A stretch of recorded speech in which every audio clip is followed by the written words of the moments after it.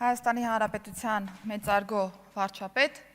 ազգային ժողովի մեծարգո նախագահ, հարգելի պատգամավորներ, կառավարության հարգելի անդամներ, սիրելի ժողովուրդ։ 2026 թվականի պետական բյուջեի նախագծով ներքին գործերի նախարարությունը նախատեսում է հատկացնել 102.6 միլիարդ դրամ և 2025 թվականի համադրությամբ այն շուրջ 2.4 միլիոն դրամով ունի բացասական տարբերություն։ Ընթացիկ ծախսերի գծով նախատեսված է 101.4 միլիարդ դրամի հատկացում, կապիտալ ծախսերի գծով 1.2 միլիարդ դրամի հատկացում։ Հարգելի ներկաներ, ներքին գործերի նախարարությունում և ենթակապետական մարմիններում 2025 թվականի կտրվածքով շարունակել ենք իրականացնել բարեփոխումների խորքային գործընթացը և այն կշարունակվի նաև 2026 թվականի կտրվածքով ապահովելու համար կառավարման արդյունավետությունը նախ և առաջ համակարգի, հանրային ծառայությունների մատուցման ոլորտում բերելով նորարար մոտեցումներ և նաև շարունակելով բարձրացնել համակարգի նկատմամբ հանրային վստահության մակարդակը։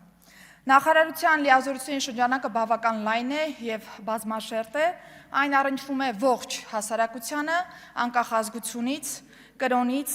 և մնացյալ այլ տարբերիչ հատկանիշներից։ Նախարարությունը գործում է անընդհատ 24 ժամվա ռեժիմով և մենք հետևողականորեն պահպանելով օպերատիվ կողմին վերաբերող աշխատանքները, զուգահեռաբար շարունակում ենք բարեփոխումների այն օրակարգը, որը ընդգծված է նախարարության համակարգի տեսանկյունից։ Ինստիտուցիոնալ վերափոխման ուղղությունների տեսանկյունից պիտի նշեմ, որ 2025 թվականի կտրվածքով շարունակել են կենտրոնացած մնալ մարդկային ռեսուրսների կառավարման համակարգի վրա և ընթացիկ տարում ավարտել ենք ներքին գործերի նախարարության միասնական կրթահամարերի ձևավորման աշխատանքները, որը համակարգի որակյալ կադրերի ապահովման հենասյունային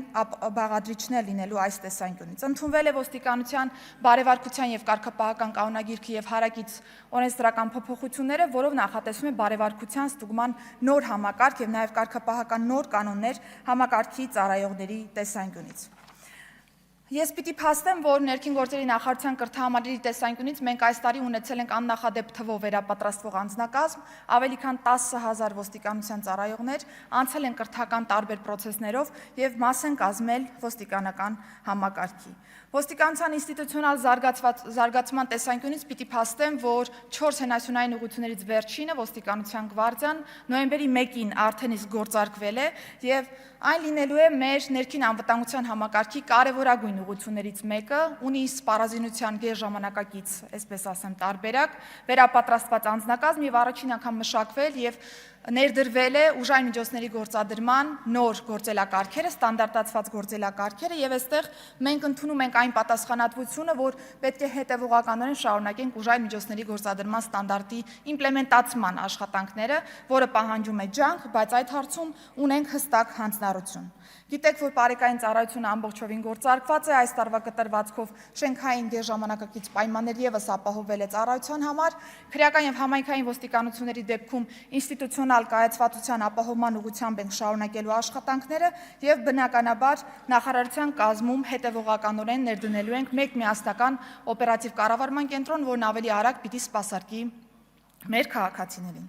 Անդրադառնալով հանցավորության ընդհանուր իրավիճակին, հարգելի գործընկերներ, պիտի նշեմ, որ տարվա կտրվածքով ունեցել ենք լատենտային համարվող հանցագործությունների բացահայտման աճ, ինչը չափազանց կարևոր է, որովհետև եթե պետությունը որդեգրում է քաղաքականություն, որ օրինակ թմրամիջոցների ապօրինի շրջանառությունը, զենքի ապօրինի շրջանառությունը պիտի լինեն թիրախում և այսպիսի հանցագործությունները պիտի վերհանվեն և քննարկվեն, այս տեսանկյունից վիճակագրական պատկերում բնականաբար ունենալու ենք աճի տեսքով պատկեր։ Խոսեցինք տարբեր դրվագներով ծանր և առանձնապես ծանր հանցագործությունների մասով առկա իրավիճակի հետ կապված հարցերը, ես ուզում եմ նորից շեշտադրել, որ ծանր և առանձնապես ծանր հանցագործությունների մասնաբաժինը ընդհանուր հանցավորության կառուցվածքում նվազել է 0.7%-ով։ Եվ մենք շարունակում ենք պահպանել հանցավորության այն կառուցվածքը, որը որ ունենք, այսինքն հիմնական հանցագործությունները ոչ մեծ և միջին ծանրության հանցագործություններն են Հայաստանի Հանրապետությունում, կազմելով 9 ամիսների հաշվարկով 85.7%։ Պիտի փաստեմ, որ բացահայտման արդյունավետությունն է աճել, որովհետև մեղադրյալներով գործերի թիվը աճել է 3.5%-ով, ծանր հանցագործություններով 5.8%-ով, իսկ առանձնապես ծանր հանցագործություններով 9.9%-ով։ Անդրադառնալով մտահոգիչ համարվող եւ վերջերս նաեւ տարբեր առիթներով քննարկված թեմաներին, որը սպանություններին է առնչվում, ես պիտի փաստեմ, որ էական աճ վիճակագրության տեսանկյունից մենք չենք դիտում, ընդհանուր հանցավորության կառուցվածքում շարունակում է տոկոսայնությունը կազմել 0.2%, իսկ համաշխարհային ընդհանուր ցուցիչներով Հայաստանը շարունակում է համաշխարհային միջին ցուցանիշից, որը 5.8 է, մեզ մոտ ունենալ ընդամենը 2-ը։ Իհարկե, այստեղ պիտի գանք խնդրի հիմքերին, այսինքն ճիշտ է, ցուցանիշները բավական ցածր են, բայց մենք դեռևս շարունակում ենք մտահոգիչ համարել այս իրավիճակը, որովհետև հատկապես մարդու դեմ ուղղված հանցագործությունների եւ այլ դրվագներով նաեւ տարբեր խումբ հանցագործությունների մասով պիտի հասկանանք ոնց ենք լուծում այս խնդիրը հանցավորության կանխարգելման տրամաբանության մեջ, եւ մենք հաճախ նկատում ենք, որ ինֆորմացիոն աղմուկի մեջ մոռանում ենք անգամ դեպքի հիմք հանդիսացող հանգամանքները, դեպքի իրական պատճառները, առհասարակ հանցավորությունը, ինչ քայլեր է ձեռնարկվում այս ուղղությամբ պետության կողմից եւ դրանք երբ եւ ինչպիսի արդյունքներ են տալիս։ Ես պիտի փաստեմ, որ եթե մենք խնդիրը չշարունակենք դիտարկել իր ամբողջության մեջ, մենք շարունակելու ենք կենտրոնանալ այսբերգի գագաթի վրա, չունենալով լավ լուծում եւ որը բնականաբար մեզ լավ տեղ տանել չի կարող։ Դա է պատճառը, որ կառավարության կողմից մշակման փուլում է գտնվում հանցավորության կանխարգելման ռազմավարությունը, որը բազմաշերտ կերպով անդրադառնալու է այս հիմնախնդրին։ Հարգելի գործընկերներ, եւ նաեւ մենք ոլորտային բարեփոխումները չենք կարող դիտարկել անջատ, որովհետեւ եթե կառավարությունը հսկայածավալ ներդրումներ է կատարում կրթության ոլորտում, առողջապահության ոլորտում, սոցիալական ծառայությունների ոլորտում, իրավապահ համակարգում, սրանք իրենց հանրագումարով ըստ էության նաեւ բերելու են հանցավորության կանխարգելման այն պատկերը, որը մենք ակնկալում ենք ունենալ Հայաստանի Հանրապետությունում։ Անդրադառնալով ընդհանուր առմամբ նաև հանրային ծառայությունների ոլորտին, ես պիտի անդրադառնամ միգրացիոն ոլորտում մեր ունեցած կարևոր նվաճմանը։ Գիտեք, որ Եվրոպական միության հետ մենք սկսել էինք վիզաների ազատականացման երկխոսությունը եւ արդեն նոյեմբերի 5-ին հայկական կողմին պաշտոնապես հանձնվել է վիզաների ազատականացման գործողությունների ծրագիրը։ Հարգելի գործընկերներ, ես ուզում եմ եւս մեկ անգամ հստակեցնել, որ այս գործողությունների ծրագիրը ըստ էության ցույց է տալիս, որ այն ուղղությունը, այն ոլորտային բարեփոխումների օրակարգը, որը Հայաստանի Հանրապետությունը ունի, ամբողջովին արտացոլված է գործողությունների ծրագրի մեջ։ Այսինքն մենք չունենք որևէ նորություն, որևէ նոր ուղղվածություն, որը մինչ այս պահը կառավարությունը իր ծրագրի եւ ոլորտային բարեփոխումների կտրվածքով չի քննարկել կամ գոնե թե չի ցանկացել հարցին անդրադառնալ։ Հետևաբար ուրախությամբ պիտի փաստեմ, որ մի շարք միջոցառումներ, որոնք նախատեսված են 74 կետերում, արդեն իսկ իրականացվում են կառավարության կողմից, որոշները ունեն համապատասխան ընթացք։ Դրանցից կարևորը թերևս փաստաթղթերի անվտանգությունն է։ Ես ուզում եմ հատուկ նշել, որ մենք էական առաջընթաց ունենք բիոմետրիկ համակարգի ներդրման ուղղությամբ։ Գիտեք, որ մենք կնքել ենք համապատասխան պայմանագիր ֆրանսիական ընկերության հետ։ Ֆրանսիական ընկերությունը Հայաստանում հիմնադրել է Հայփաս փակbaşնետիրական ընկերությունը, որն այս պայծրությամբ մեզ հետ ակտիվ աշխատում է այս աշխատանքների իրականացման ուղղությամբ։ Ես պիտի փաստեմ, որ առաջիկայում դուք կտեսնեք մեծածավալ շինարարական աշխատանքներ թե Երևանում